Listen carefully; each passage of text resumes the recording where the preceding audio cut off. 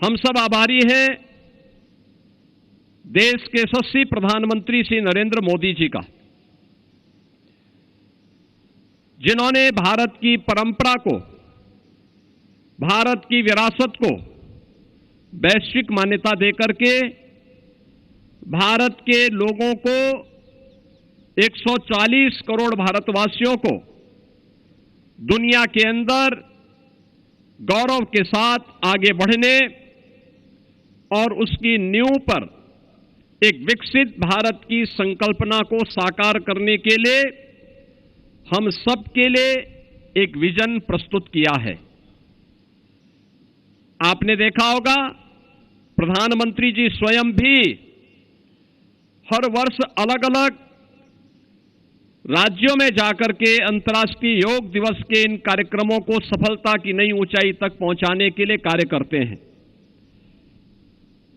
और ये मेरा सौभाग्य है कि इस वर्ष मुझे झांसी के इस ऐतिहासिक मैदान में आप सबके साथ अंतर्राष्ट्रीय योग दिवस के इस कार्यक्रम के साथ जुड़ने का अवसर प्राप्त हो रहा है।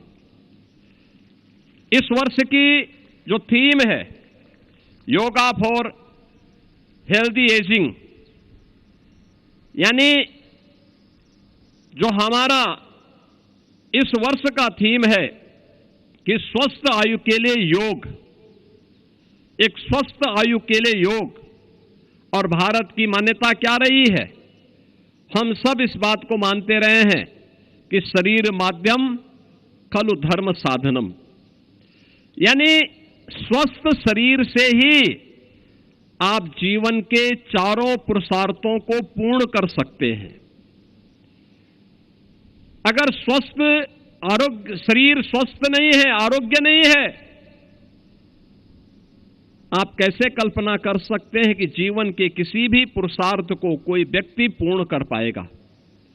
स्वस्थ शरीर का व्यक्ति ही, स्वस्थ शरीर का, स्वस्थ मस्तिष्क का छात्र ही अपने जीवन में सफलता की नई ऊंचाइयों को प्राप्त करेगा। एक स्वस्थ शिक्षक ही अपने छात्र को संस्कारित करेगा। एक स्वस्थ किसान ही खेती बाड़ी के नियमों के बारे में एक नई ऊंचाई को प्राप्त करते हुए लोगों के लिए प्रेरणा बनेगा।